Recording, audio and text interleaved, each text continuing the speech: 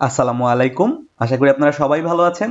আমাদের আজকের ভিডিওটি অনেকটা ইন্টারেস্টিং হতে চলেছে, কারণ আমাদের আজকের ভিডিওতে আমরা আপনাদের সবচাইতে বেশি রিকোয়েস্টেড টপিকটা নিয়ে আজকে কথা বলবো। আর সেটা হচ্ছে কিভাবে আপনারা বাসায় নিজের ল্যাপটপের মধ্যে ভিএমওয়্যারে মাইক্রোটিক রাউটার ইনস্টল করতে পারেন। অর্থাৎ কোনো ধরনের ফিজিক্যাল হার্ডওয়্যার পারচেস করা ছাড়াই মাইক্রোটিকের ওএসটাকে ডাউনলোড করে ভার্চুয়াল বক্সের মধ্যে ইনস্টল করে কিভাবে আপনি মাইক্রোটিক কনফিগারেশনটা প্র্যাকটিস করতে পারেন। সো এই জন্য আমাদের যেটা লাগবে সেটা হচ্ছে ভার্চুয়াল বক্স অথবা ভিএমওয়্যার ওয়ার্কস্টেশন। তো এটা আপনারা ডাউনলোড করে ইনস্টল করে নেবেন।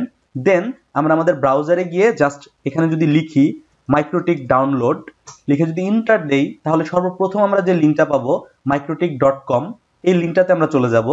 এখানে যাওয়ার পর আপনি এই সফটওয়্যারটার মধ্যে ক্লিক করবেন। ক্লিক করে যদি আপনি একটু নিচে স্ক্রল ডাউন করেন, তাহলে এখানে আপনি দেখতে পাবেন x86।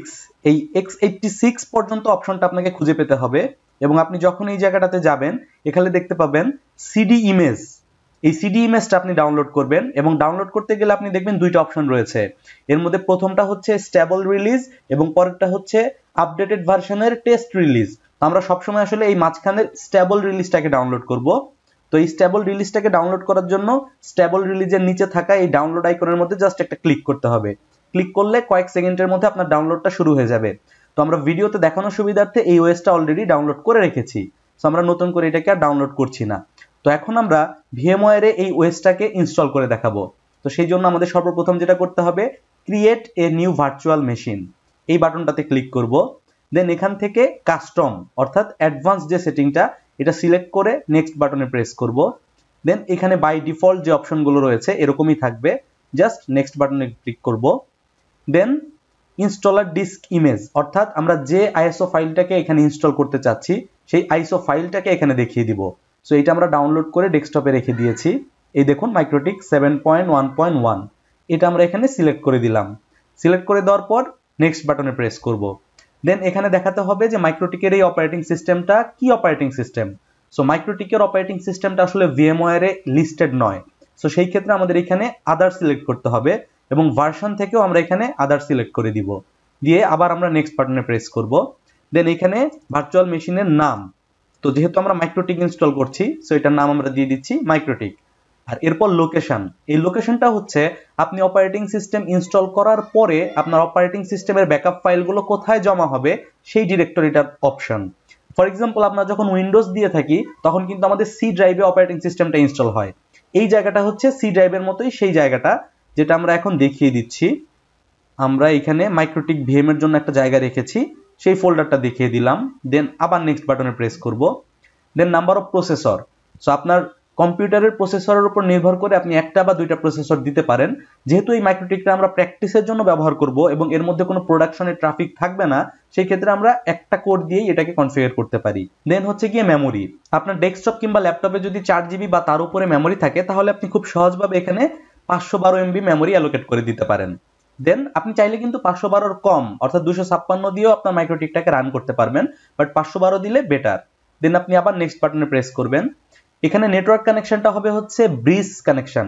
এর কারণ হচ্ছে আপনি যদি ব্রিজ কানেকশন দেন তাহলে আপনার বাসার যে ইন্টারনেট কানেক্টিভিটি রয়েছে সেইখান থেকে আপনি আপনার মাইক্রোটিকে আপলিংকটা কানেক্ট করার পর আপনার মাইক্রোটিক সেম সিরিজের আইপি পাবে। বাট আপনি যদি নেট দেন তাহলে আপনার মাইক্রোটিক রাউটারের আইপি অ্যাড্রেসটা নেট হয়ে আলাদা একটা প্রাইভেট ব্লক ক্রিয়েট করবে। সো এখানে আমরা কনফিগারেশনের সুবিধার্থে ব্রিজ নেটওয়ার্কিংটা সিলেক্ট করব। দেন নেক্সট বাটনে প্রেস করব। এরপর আপনার বাস লজিকটা রিকমেন্ডেড সেটিংস, এখানে আমরা নেক্সট বাটনে প্রেস করব। দেন আইডিটাও রিকমেন্ডেড সেটিং, এই ক্ষেত্রে ভার্চুয়াল ডিস্কের টাইপটা আইডিই থাকবে। দেন আমরা আবার নেক্সট বাটনে ক্লিক করব। তারপর হচ্ছে create a new virtual disk. Next, virtual ডিস্কের সাইজটা আপনি 8 GB কমও দিতে পারেন, বাট রিকমেন্ডেড সাইজ হচ্ছে 8 GB।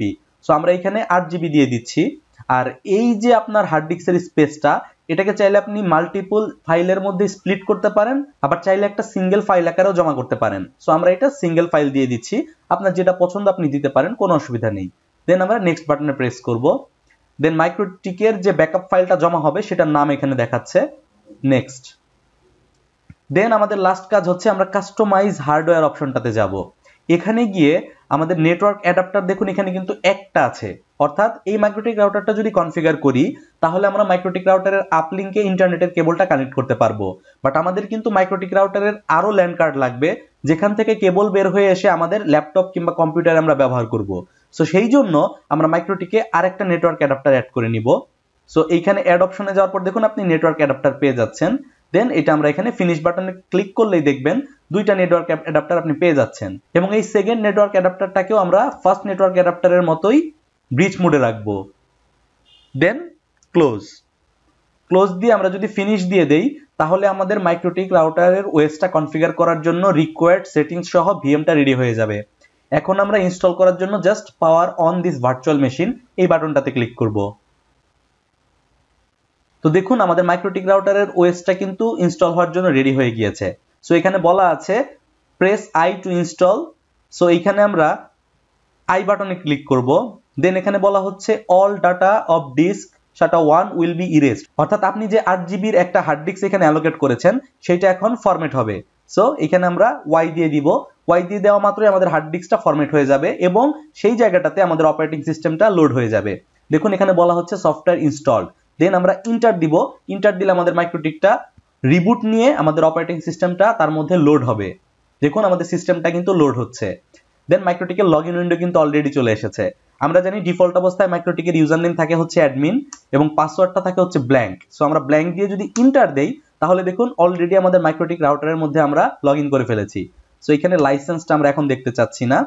ইন্টার। দেখুন আমাদের মাইক্রোটিক রাউটারে আমরা লগইন করে ফেলেছি এবং মাইক্রোটিক আমাদের বলছে পাসওয়ার্ডটা চেঞ্জ করে নিতে। তো আমরা কিন্তু চাইলে গ্রাফিক্যাল মোডেও এই মাইক্রোটিক রাউটারে এখন লগইন করে এখানে কাজ করতে পারবো। সেজন্য আমাদের যেটা করতে হবে, আমরা যদি আমাদের কিবোর্ডের অল্টার এবং কন্ট্রোল বাটনটা একসাথে প্রেস করি তাহলে আমাদের মাউসটা এখান থেকে রিলিজ হয়ে যাবে। দেন আমরা যেখান থেকে মাইক্রোটিকের ওএসটা নামিয়েছিলাম সেই জায়গাটাতে গেলে আপনি দেখবেন এখানে উইনবক্স ডাউনলোড করার অপশন রয়েছে। আপনার ওএসটা যদি 32 বিটের হয় তাহলে আপনি 32 বিটের উইনবক্সটা ডাউনলোড করে নেবেন, আর আপনার ল্যাপটপ কিংবা কম্পিউটারের অপারেটিং সিস্টেমটা যদি 64 বিটের হয় তাহলে আপনি এই উইনবক্স ভার্সনটা ডাউনলোড করে নেবেন। তো আমাদের উইনবক্স অলরেডি ডাউনলোড করা রয়েছে। উইনবক্সটা ওপেন করার পর আপনি দেখতে পাবেন আপনি এইমাত্র ভিএমওয়্যার এর মধ্যে যে মাইক্রোটিকের ওএসটাকে ডাউনলোড করেছেন সেটা এই নেইবার অপশনের মধ্যে আপনি পেয়ে যাচ্ছেন। নেইবারে গিয়ে আপনি যদি রিফ্রেশ বাটনে ক্লিক করেন তাহলে দেখবেন আপনার লোকাল নেটওয়ার্কের মধ্যে যতগুলো মাইক্রোটিক রাউটার আছে সবগুলো এখানে 1 বাই 1 দেখাবে। তো আমরা এইমাত্র মাইক্রোটিকের যে ওএসটাকে ইনস্টল করেছি সেটা হচ্ছে 7.1 ভার্সনের স্টেবল রিলিজ ছিল। সো এখানে ক্লিক করে আপনি যদি অ্যাডমিন এবং পাসওয়ার্ডটা ব্ল্যাঙ্ক লিখে ইন্টার দেন তাহলে কিন্তু আপনি এই মাইক্রোটিক রাউটারের মধ্যে লগইন করে ফেলতে পারবেন। দেখুন এই মুহূর্তে কিন্তু এই রাউটারের মধ্যে কোনো কনফিগারেশন নেই, অর্থাৎ এটা একটা ডিফল্ট কনফিগারেশন অবস্থায় রয়েছে। এবং আপনি যদি ভিএমওয়্যারে যান এখানে দেখবেন আপনার নতুন পাসওয়ার্ডটা সেট করতে বলা হচ্ছে। সেম ভাবে আপনি কিন্তু উইনবক্সের ভিতরেও আপনার নতুন পাসওয়ার্ডটাকে সেভ করতে পারবেন। সো ওল্ড পাসওয়ার্ডটা ছিল আমাদের ব্ল্যাঙ্ক, নিউ পাসওয়ার্ডটা টেস্ট বেসিসে আমরা দিয়ে দিচ্ছি অ্যাডমিন, আবার দিয়ে দিচ্ছি অ্যাডমিন, দিয়ে আমরা চেঞ্জ নাও দিয়ে দিলাম। দেখুন আমাদের পাসওয়ার্ডটা কিন্তু চেঞ্জ হয়ে গিয়েছে। সো এখন কিন্তু আমরা এই মাইক্রোটিক রাউটারটাকে ব্যবহার করতে পারবো। দেখুন আমরা দুইটা নেটওয়ার্ক অ্যাডাপ্টার অ্যাড করেছিলাম। সো এখানে দেখুন দুইটা নেটওয়ার্ক অ্যাডাপ্টারের কারণে আমরা দুইটা ইন্টারফেস পাচ্ছি। সো আশা করছি আপনারা খুব সহজেই খুব সিম্পল ওয়েতে আপনাদের বাসায় ভার্চুয়াল বক্স কিংবা ভিএমওয়্যারের মাধ্যমে মাইক্রোটিক ইনস্টল করে নিয়ে আজকে থেকে মাইক্রোটিকের কাজগুলো খুব ইজিলি প্র্যাকটিস করতে পারবেন। দেখা হচ্ছে আগামী ভিডিওতে। সেই পর্যন্ত সবাই ভালো থাকবেন। আল্লাহ হাফেজ।